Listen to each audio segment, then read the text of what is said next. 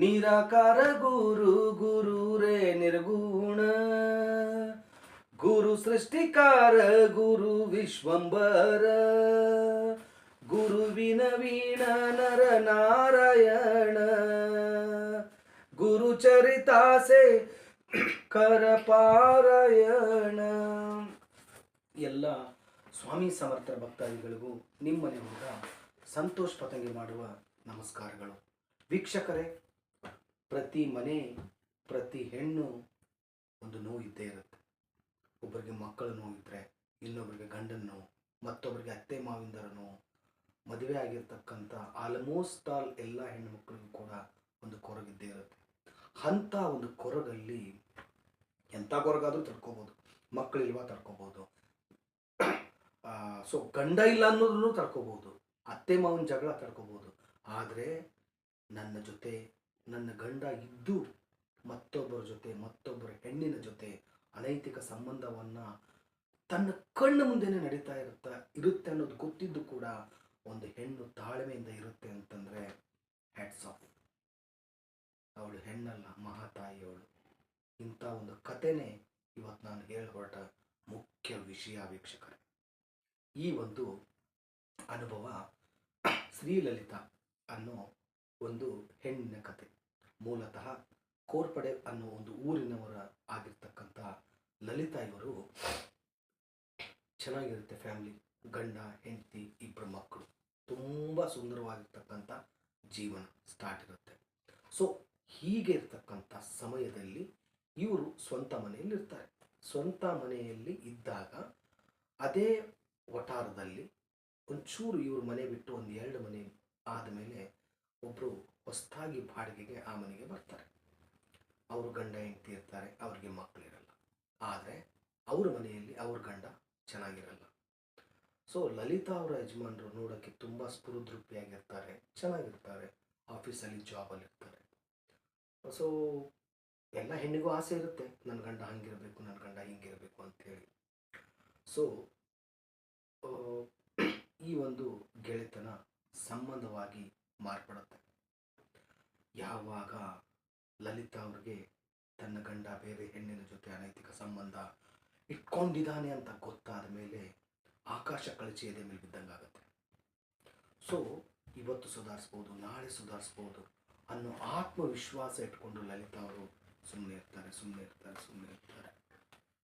ಆದರೂ ಕೂಡ ಸ್ವಾಮಿ ಸೇವೆ ಬಿಟ್ಟಿರಲ್ಲ. ಪ್ರತಿ ದಿವಸ 3 ಅಧ್ಯಾಯ 11 ಮಾಲೆ ಜಪ ಮಾಡೋದು, ಮಹಾರಾಜರ ಹತ್ರ ಕೇಳ್ಕೊಳ್ಳೋದು, ಮಹಾರಾಜರೇ ನನಗೆ ಇದರಿಂದ ಮುಕ್ತಿ ಕೊಡಿ. ಇದು ಒಂದಲ್ಲ ಎರಡಲ್ಲ 2-3 ವರ್ಷಗಟ್ಟಲೆ ನಡೆದು ಹೋಗ್ಬಿಡುತ್ತೆ. ಏನೇ ಮಾಡಿದ್ರು ಕೂಡ ದಿನಗಳು ಬೆಳೆದಂಗೆ ಸಂಬಂಧಗಳು ಜಾಸ್ತಿಯಾಗಿ ಗಂಡ ಹೆಂಡರ ಮಧ್ಯೆ, ಲಲಿತಾ ಅವರ ಗಂಡ ಹೆಂಡರ ಮಧ್ಯೆ ಸಂಬಂಧದ ಅನ್ನೋ ಬಿರುಕು ದೊಡ್ಡದಾಗ್ತಾ ಹೋಗುತ್ತೆ. ಅದು ಯಾವ ಮಟ್ಟಕ್ಕೆ ಬಂದ್ಬಿಡುತ್ತೆ ಅಂತಂದರೆ, ತಮ್ಮ ಮಗಳು ಕೂಡ ಲಲಿತಾ ಅವರಿಗೆ ಬುದ್ಧಿ ಹೇಳುವಂಥ ಪರಿಸ್ಥಿತಿ ಬಂದು ನಿಂತ್ಕೊಂಡ್ಬಿಡುತ್ತೆ.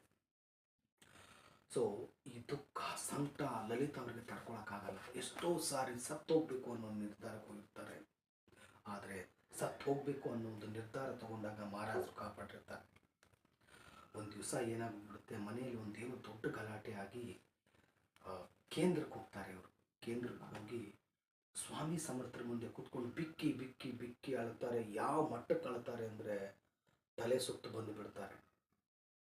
ಆ ಮಟ್ಟಕ್ಕೆ ತಲೆ ಸುತ್ತು ಬಂದು ಬಿದ್ದಾಗ ಒಬ್ಬ ಕೇಂದ್ರದಲ್ಲಿರ್ತಕ್ಕಂಥ ಒಬ್ಬ ಮನುಷ್ಯ ಬರ್ತಾನೆ. ಹೇಳ್ತಾನೆ, ಅವಾಗ ಇಷ್ಟು ನೀವು ಕಷ್ಟದಲ್ಲಿದ್ದೀರಲ್ಲ, ನೀವು ಏನು ಮಾಡಿ ಅಂದರೆ ಘೋರ ಸಂಕಷ್ಟ ನಿವಾರಣ ಮಂತ್ರ ಪ್ರತಿ ದಿವಸ 21 ಬಾರಿ ಪಠನ ಮಾಡಿ, ಅದರ ಜೊತೆ 7 ಅಧ್ಯಾಯ ಗುರುಚರಿತ್ರೆ ಮಾಡಿ ನೋಡೋಣ. ಸೊ ಲಲಿತಾ ಅವರು ಒಂದು ಪಾರಾಯಣ ಬುಕ್ ತಗೊಂಡು ಮನೆಗೆ ಹೋಗ್ತಾರೆ. ಮನೆಗೆ ಹೋದ ದಿವಸನೇ ಆ ಬುಕ್ ನೋಡಿದ ತಕ್ಷಣ ಅವ್ರ ಅತ್ತೆ ಹೇಳ್ತಾರೆ, ಯಾವುದೇ ಕಾರಣಕ್ಕೂ ಕೂಡ ನನ್ನ ಮನೆಯಲ್ಲಿ ಸ್ವಾಮಿಯ ಸೇವೆ ಮಾಡಿಕೊಡೋದು. ನೋಡಿ, ನಮಗೆ ಕೇಳೋರಿಗೆ ಇಷ್ಟು ಹೊಟ್ಟೆಯಲ್ಲಿ ಬೆಂಕಿ ಬೀಳುತ್ತೆ. ನಾವೇ ಅಂತೀವಿ, ಇಷ್ಟೊಂದು ಘೋರ ನೋವು ಬಂದಿದೆ, ಸಂಕಷ್ಟ ಬಂದಿದೆ, ಮಹಾರಾಜರು ಏನು ಕಣ್ಣು ಮುಚ್ಕೊಂಡು ಕೂತ್ಕೊಂಡಿದ್ದಾರೆ? ನಾವು ಮಹಾರಾಜರು ತಮ್ಮ ಭಕ್ತರಿಗೋಸ್ಕರ ಯಾವತ್ತೂ ಕಣ್ಮುಚ್ಕೊಂಡಿರಲ್ಲ. ನೋಡ್ತಾ ಇರ್ತಾರೆ, ಕಾಯ್ತಾ ಇರ್ತಾರೆ. ಯಾವ ಸಮಯ ಬರುತ್ತೋ, ಯಾವ ಒಂದು ಕ್ಷಣ ಬರುತ್ತೋ, ನನ್ನ ಭಕ್ತನಿಗೆ ನಾನು ಕೈ ಹಿಡ್ದು ಎತ್ತಲ ಅಂತೇಳಿ ಆ ಕ್ಷಣಕ್ಕೆ ಅನಿಸ್ಬೋದು. ಬಟ್ ವೀಕ್ಷಕರೇ, ಒಂದು ಸಾರಿ ಸ್ವಾಮಿ ನಮಸ್ಮರಣೆ ನೀವು ಪ್ರಾರಂಭ ಮಾಡಿದ್ರೆ ಹೋಗ್ಬೋದು, ವಾಪಸ್ ಬರುವಂಥ ಅಧಿಕಾರ ನಿಮಗಿಲ್ಲ. ಸ್ವಾಮಿ ನಿಮ್ಮನ್ನು ವಾಪಸ್ ಬರೋದು ಕೊಡೋದು ಇಲ್ಲ. ಸೊ ಏನು ಮಾಡೋದು? ತಗೊಂಬಂದು ಇಡ್ತಾರೆ. ತಿರ್ಗಾ ಮತ್ತೆ ಆ ಬುಕ್ ಇವರಿಗೆ ಓದೋದೇ ಬೇಡ ಅಂತೇಳಿ ಖಡಾಖಂಡಿತವಾಗಿ ಮನೆಯಲ್ಲಿ ಜಗಳ ಮಾಡಿ ಆ ಬುಕ್ಕನ್ನ ತೆಗೆದಿಟ್ಬಿಡ್ತಾರೆ. ಮತ್ತೆ ತಿರ್ಗಾ ಅದೇ ಜಗಳ, ಅದೇನು.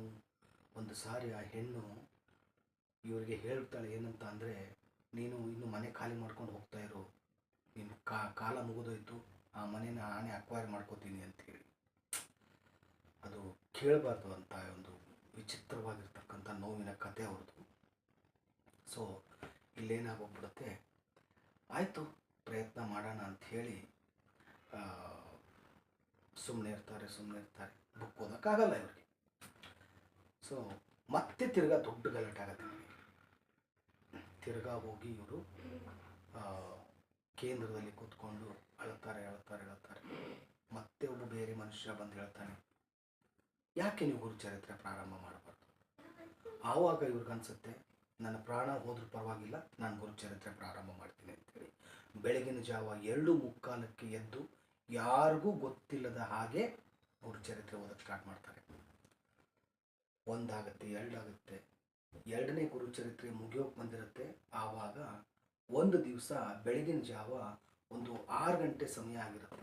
ಇವ್ರ ಮಗಳು ಎದ್ದುಬಿಟ್ಟು, ಅಮ್ಮ ಕದ್ದು ಮುಚ್ಚಿ ಗುರುಚರಿತ್ರೆಯನ್ನು ಓದ್ತಾ ಇದ್ದಾಳೆ ಅಂತ ಹೇಳಿ ಹೋಗ್ಬಿಟ್ಟು ಅಜ್ಜಿ ಹತ್ರ ಹೇಳ್ಬಿಡ್ತಾರೆ. ಅದಕ್ಕೋಸ್ಕರ ದೊಡ್ಡ ಗಲಾಟೆ ಹೋಗ್ಬಿಡುತ್ತೆ.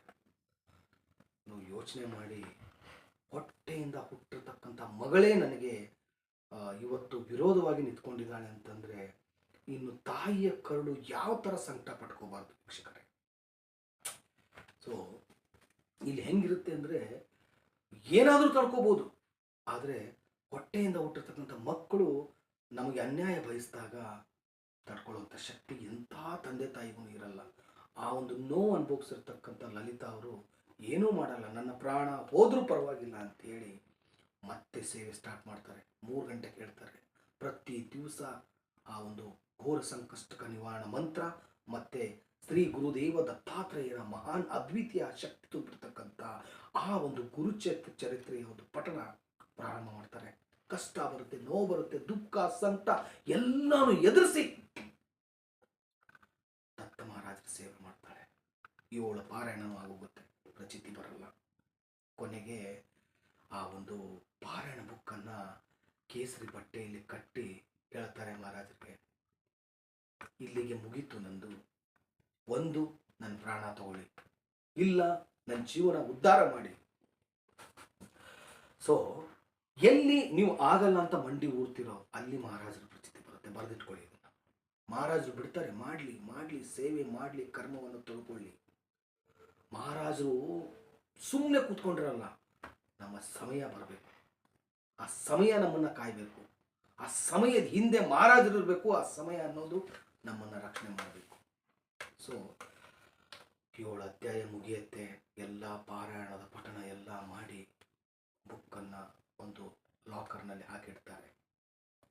ಆವತ್ತು ಸಾಯಂಕಾಲ ಯಜಮಾನರು 2 ಲಕ್ಷ ದುಡ್ಡನ್ನು ತಗೊಂಡು ಅವ್ರ ಮನೆಗೆ ಹೋಗಿರ್ತಾರೆ. ಯಾರ ಮನೆಗೆ? ಯಾರ ಜೊತೆ ಅನೈತಿಕ ಸಂಬಂಧ ಇರುತ್ತೋ ಅವ್ರ ಮನೆಗೆ. ವಾಪಸ್ ಬರೋಷ್ಟೊತ್ತಿಗೆ ಆ ಬ್ಯಾಗಲ್ಲಿ 2 ಲಕ್ಷ ಇರಲ್ಲ. ಹುಡುಕ್ತಾರೆ, ಸಿಗಲ್ಲ. ಅವ್ರ ಮನೆಗೆ ಹೋಗ್ತಾರೆ. 2 ಲಕ್ಷದಗೋಸ್ಕರ ಅವ್ರಿಗೂ ದೊಡ್ಡ ಗಲಾಟೆ ಆಗೋಗ್ಬಿಡುತ್ತೆ, ಮಹಾನ್ ಗಲಾಟೆ. ಆದರೆ ಲಲಿತಾ ಅವರು ನಾಮಸ್ಮರಣೆ ಮಾಡಿಕೊಂಡು ಸುಮ್ಮನೆ ಇರ್ತಾರೆ, ಏನು ಮಾತಾಡಲ್ಲ. ಅದು ಯಾವ ಮಟ್ಟಕ್ಕೆ ಹೋಗ್ಬಿಡುತ್ತೆ ಅಂತಂದರೆ, ಸಂಬಂಧ ಇರತಕ್ಕಂಥ ಹೆಣ್ಣು ಮನೆ ಖಾಲಿ ಮಾಡ್ಕೊಂಡು ಹೋಗೋ ಮಟ್ಟಕ್ಕೆ ಬರುತ್ತೆ.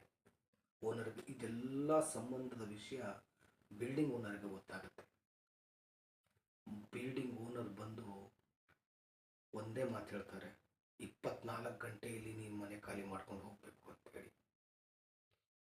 ಇದು ಯಾರು ಇರಲ್ಲ ರೀ, ಸಾಕ್ಷಾತ್ ಮಹಾರಾಜರೇ. ಕಾಯ್ತಾರೆ. ಕಾಯ್ದು ಒಂದು ಸಾರಿ ಇನ್ನೊಂದು ವಿಷಯ ಹೇಳ್ತೀನಿ. ಪದೇ ಪದೇ ಹೇಳ್ತಾ ಇರ್ತೀನಿ ನಿಮಗೆ, ಮಹಾರಾಜರು ನನ್ನ ಕಣ್ಣಲ್ಲಿ ನೀರು ಹಾಕ್ಸಿ ಅಂತ ಮಹಾರಾಜರು ಹೇಳ್ತಾರೆ. ಆದರೆ ನನ್ನ ಭಕ್ತನ ಕಣ್ಣಲ್ಲಿ ನೀರು ಬಂದರೆ ನನ್ನ ಕಣ್ಣಲ್ಲಿ ರಕ್ತ ಬರುತ್ತೆ. ಅಷ್ಟು ಸ್ವಾಮಿ ಸಮರ್ಥರ ಮಹಾರಾಜರು ತಮ್ಮ ಭಕ್ತರಿಗೆ ಕೊಟ್ಟಿರ್ತಕ್ಕಂಥ ಅದ್ವಿತೀಯ ಶಕ್ತಿ ಅದು. ಈ ಕ್ಷಣಕ್ಕೆ ನೋವು ಇರ್ಬೋದು, ನನಗೂ ಇದೆ, ಎಲ್ರಿಗೂ ಇದೆ. ಆದರೆ ಎಲ್ಲಿ, ಯಾವಾಗ, ಯಾವ ಕ್ಷಣಕ್ಕೆ ನಮ್ಮನ್ನು ಕೈ ಹಿಡಿದು ಎತ್ತಬೇಕು, ಆ ಕ್ಷಣದಲ್ಲಿ ಲಲಿತಾ ಅವ್ರಿಗೆ ಬಂದು ಮಹಾರಾಜರು ಕೈ ಎತ್ತಿ ಎಳಿತಾರೆ. ಸೊ ಇದೆಲ್ಲ ಗಲಾಟೆ ಆದಮೇಲೆ ಆ 2 ಲಕ್ಷ ವಾಪಸ್ ಅವ್ರ ಕೈಗೆ ಸಿಗುತ್ತೆ. ವಾಪಸ್ಸು ತನ್ನ ಹೆಂಡತಿನೇ ದಿಕ್ಕು ಅಂಥೇಳಿ ಲಲಿತಾ ಅವ್ರಿಗೆ ತಪ್ಪಾಯಿತು ಅಂತ ಕೇಳಿಕೊಂಡು ಅವ್ರ ಜೊತೆ ಚೆನ್ನಾಗಿರ್ತಾರೆ. ಕೊನೆಗೂ ಲಲಿತಾ ಅವರು ಘೋರ ಸಂಕಷ್ಟಕ ನಿವಾರಣ ಮಂತ್ರ, ದತ್ತಾತ್ರೇಯ ಭಗವಂತನ ಆ ಅದ್ವಿತೀಯ ಆಗಿರ್ತಕ್ಕಂಥ ಪಾರಾಯಣದ ಬುಕ್ಕು ಓದಿ ತಮ್ಮ ಜೀವನನ ಕಂಡುಕೊಳ್ತಾರೆ ಅನ್ನೋದಕ್ಕೆ ಜೀವಂತ ಜ್ವಲಂತ ಸಾಕ್ಷಿಯೇ ಈ ಲಲಿತಾ ಅವರ ಕತೆ. ನೋಡಿದ್ರಲ್ಲ ವೀಕ್ಷಕರೇ, ಇಂಥ ಕತೆ, ಇಂಥ ಒಂದು ಅನುಭವ ನಿಮ್ಮ ಜೀವನದಲ್ಲಿದ್ದರೆ ಅದನ್ನು ನನ್ನ ನಂಬರಿಗೆ ಕರೆ ಮಾಡಿ 9738976106. ನಿಮ್ಮ ಅನುಭವನ ಹಂಚ್ಕೊಳ್ಳಿ. ಆ ಅನುಭವನ ಬೇರೆ ತಿಳಿಸ್ತೀನಿ, ಅವ್ರಿಗೂ ಕೂಡ ಒಳ್ಳೆಯದಾಗಲಿ ಅಂತ ಹೇಳ್ತೀವಿ. ಇಲ್ಲಿಗೆ ಈ ಒಂದು ವಿಡಿಯೋನ ಮುಗಿಸ್ತಾ ಇದ್ದೀನಿ. ಮತ್ತೆ ಒಂದು ಹೊಸ ವಿಡಿಯೋ ತೊಗೊಂಡು ನಿಮ್ಮ ಮುಂದೆ ಬರ್ತೀನಿ. ಅಲ್ಲಿವರೆಗೂ ಶ್ರೀ ಸ್ವಾಮಿ ಸಮರ್ಥ. ಜಯ ಜಯ ಸ್ವಾಮಿ ಸಮರ್ಥ.